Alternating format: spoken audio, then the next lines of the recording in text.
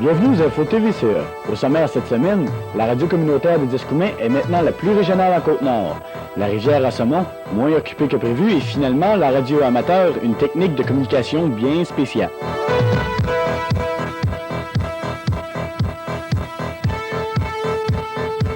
Bienvenue, mesdames et messieurs, à un autre carnet d'informations hebdomadaire.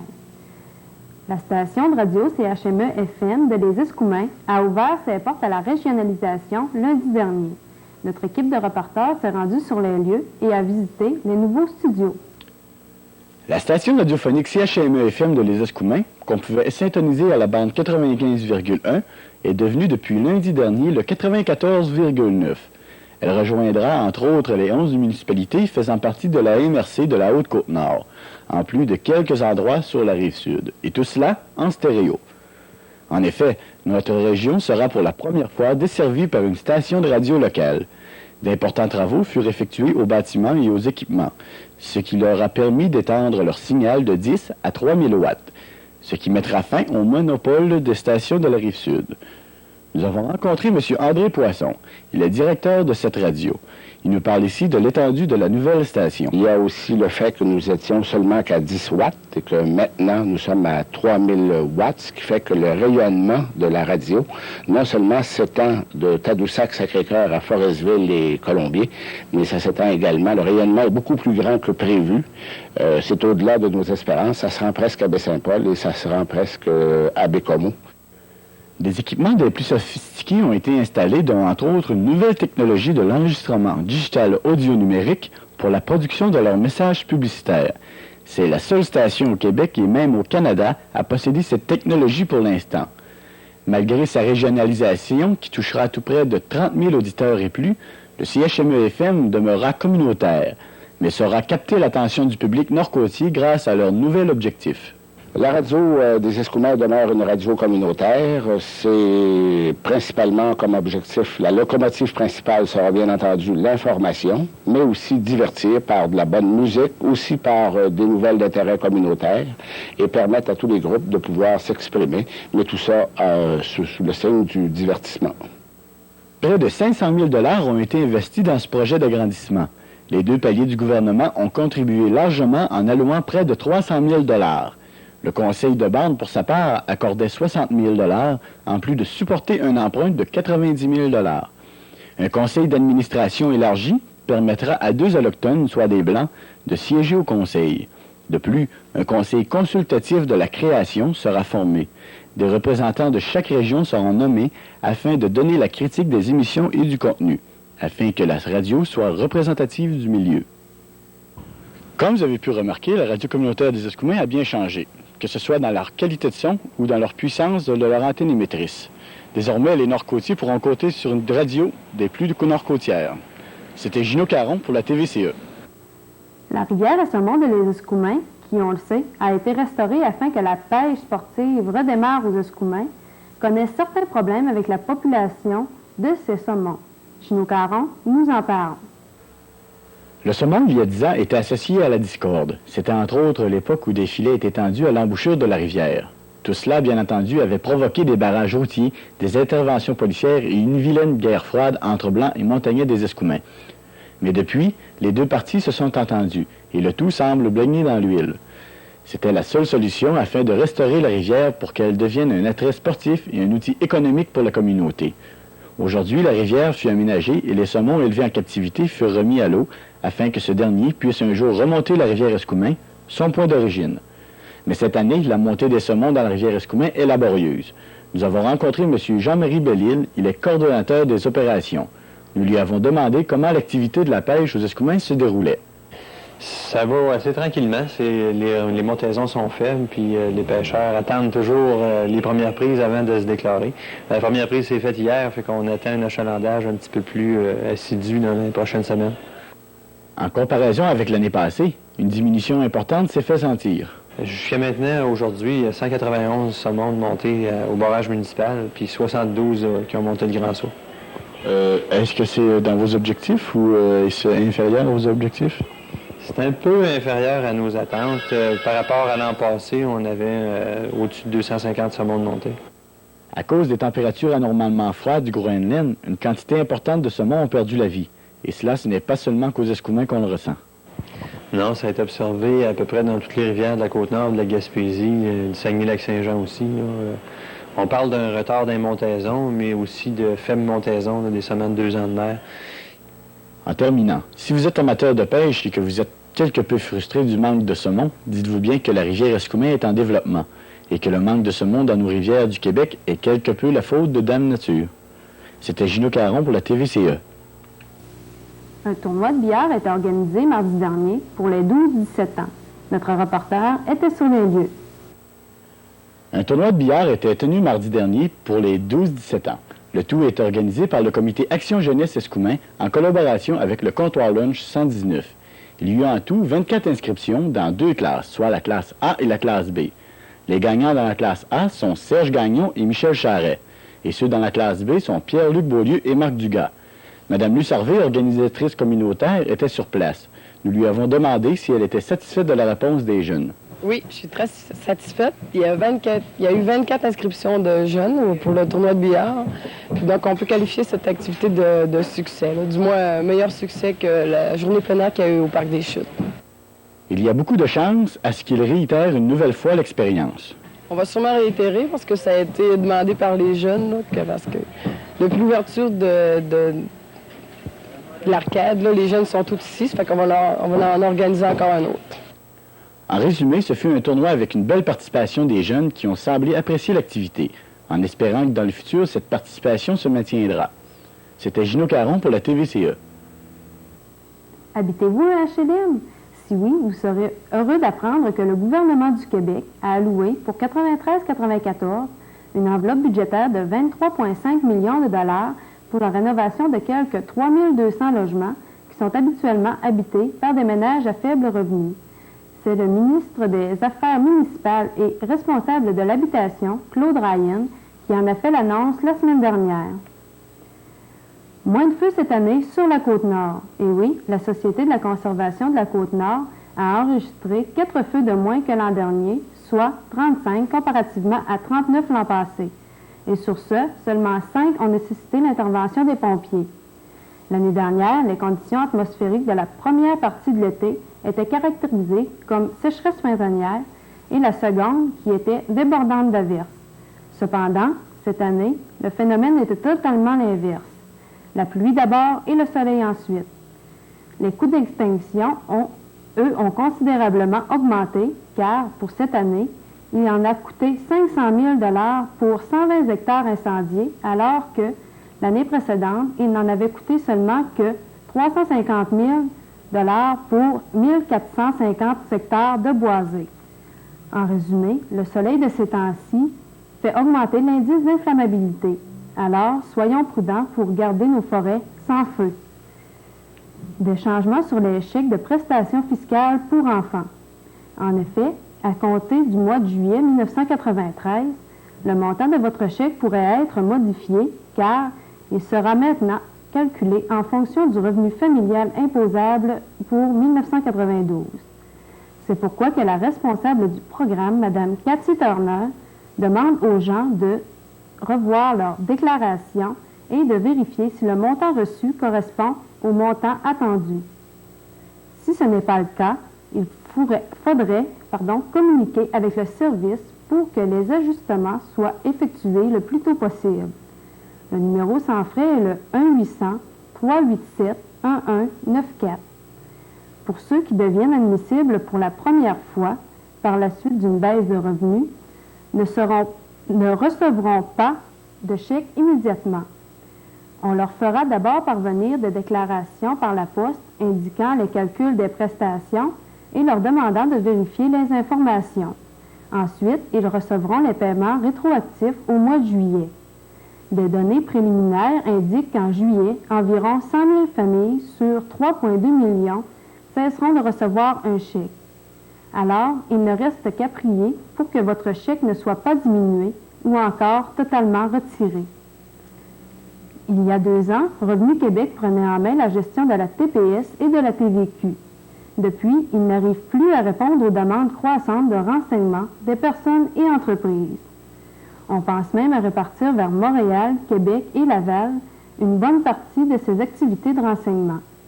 Cela inquiète beaucoup le syndicat des fonctionnaires provinciaux du Québec, car il calcule qu'une centaine d'emplois pourraient ainsi glisser des régions vers ces 3 grands centres urbains, ce que le ministre du Revenu, Raymond Savoie, s'est empressé de nier.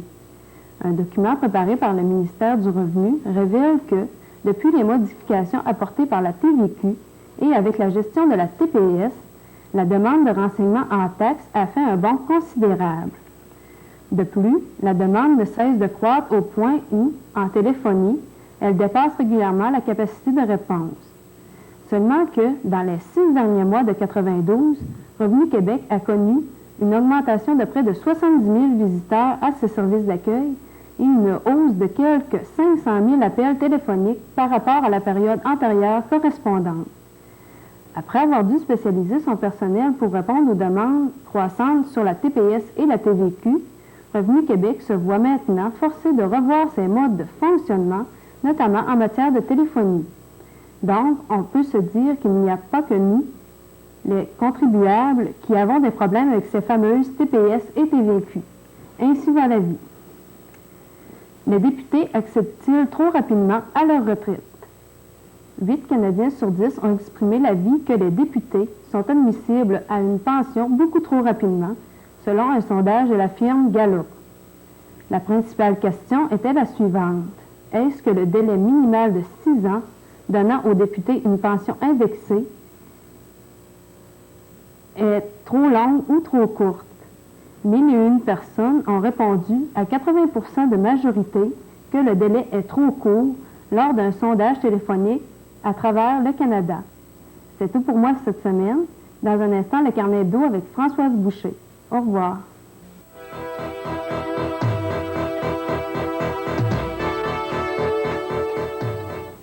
Eh bien, merci Caroline et bienvenue à notre carnet hebdo pour cette semaine. Le nouveau billet de 20 $ comporte un élément de sécurité supplémentaire. Grâce à la vignette de sûreté, soit un petit carré de pellicule réfléchissante apposé sur l'envers du billet, on peut maintenant vérifier d'un simple coup d'œil son authenticité. On n'a qu'à s'assurer que la couleur de la pellicule passe de l'or au vert en inclinant le billet dans les 2 sens sous la lumière. C'est aussi simple que cela. Cet élément de sûreté figure déjà sur les billets de 50, 100 et 1000 $.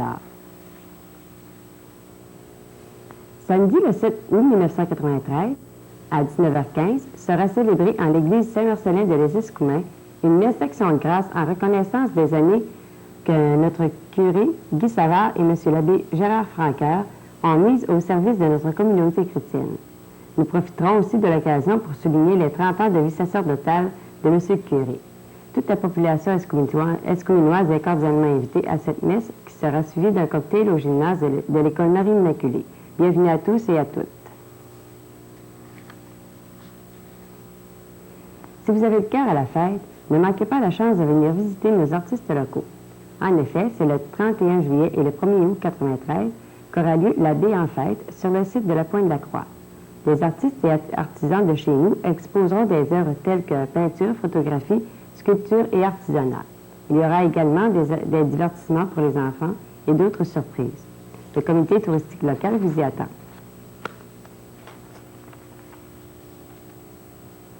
Aujourd'hui, j'ai pour vous le programme des activités de la Fête des pionniers, qui aurait lieu le samedi 7 août prochain de 14h à 16h.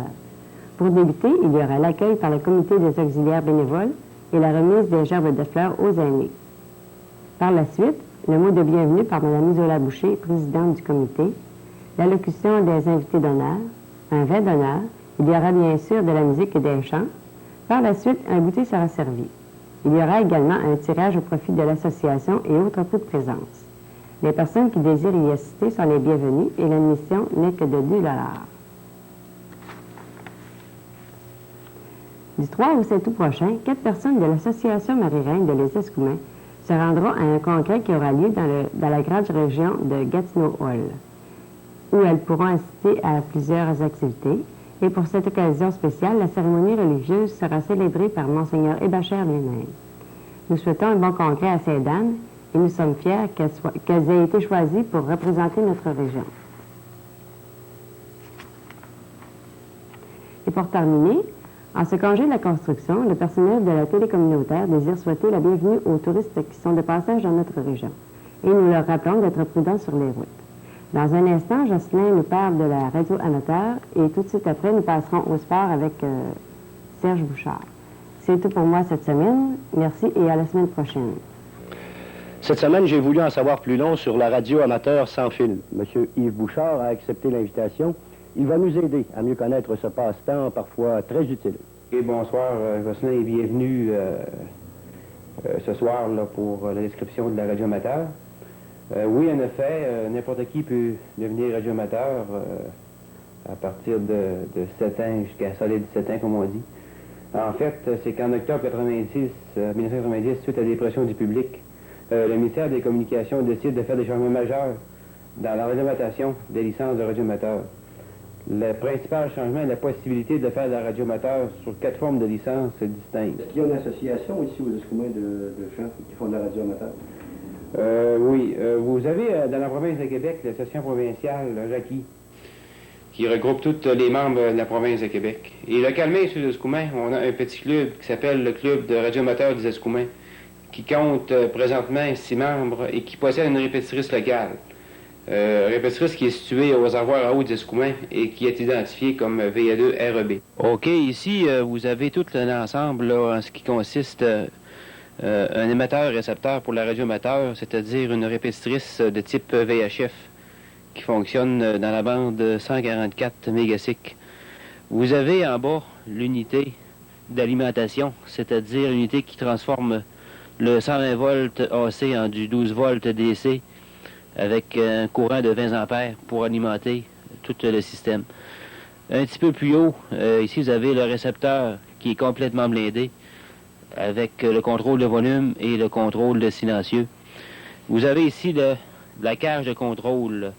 Cette cage contient l'unité d'identification Morse. Vous avez l'identificateur pour la liaison téléphonique et d'autres ajustements nécessaires à l'ajustement de la répétitrice. En haut, vous avez le transmetteur de 90 watts qui est ajusté présentement à 50, qui permet une diffusion à grande puissance. Vous avez ici les unités de filtration qui ressemblent à 4 bonbonnes de plongeur, mais qui sont en fait des unités de filtration qui servent à relier le récepteur et le transmetteur sur une même antenne. Vous avez l'accouplement qui est ici et qui va rejoindre le câble d'antenne en haut. Et ensuite, ce câble qui est à 125 pieds va rejoindre l'antenne en haut de la tour.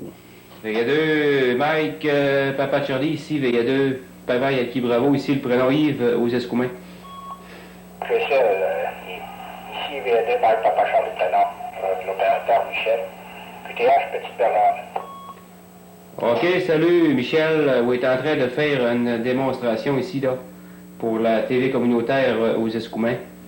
Fait que pourrais-tu nous dire un peu, là, à quoi consiste ton B, là, de radio-amateur, là? VA2, MPC, VA2. Enfin, pour devenir radio-amateur, il faut suivre un cours de connaissances de base en électronique et passer un examen auprès d'un radio-amateur reconnu. Vous posséderez ainsi le permis de communication nécessaire. Ce passe-temps a un avenir assuré grâce à l'ajout des techniques d'ordinateur et de satellite. Je veux remercier M. Yves Bouchard de sa grande disponibilité. C'était Jocelyn Dubé pour la télévision communautaire des Escoumins.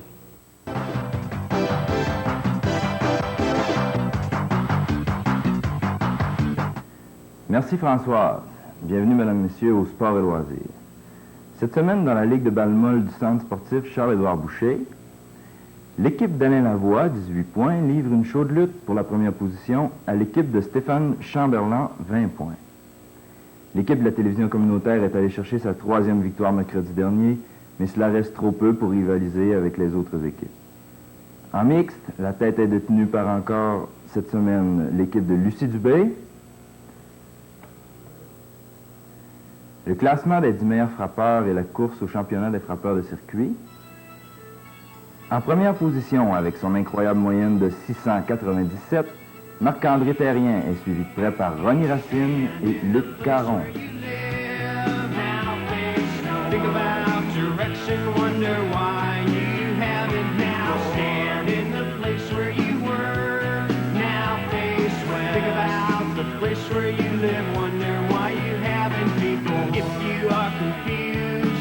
work with the sun. Carry a compass to help you along. Your feet are going to be on the ground. Your head is there to move you around. So stand in the... 5 circuits, voilà tout ce que le meilleur a pu faire face aux clôtures approchées du terrain municipal.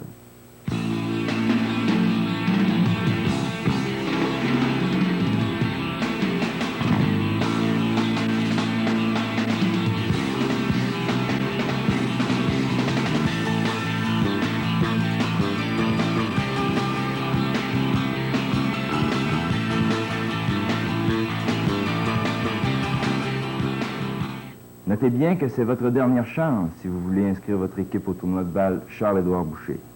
Les catégories sont la balle rapide, la balle lente et la balle donnée en mixte. Communiquez maintenant avec Alain Lavoie au 233-2878 ou au 233-2287. Voilà, cette semaine, on a une pensée qui dit que l'argent ne fait pas le bonheur. C'est peut-être possible, mais il vous permet en tout cas de choisir le genre de misère que vous préférez. Merci d'avoir été à l'écoute de votre télévision communautaire. Passez une belle fin de semaine et revenez-nous mercredi. Ici, c'est Serge Bouchard. Au revoir.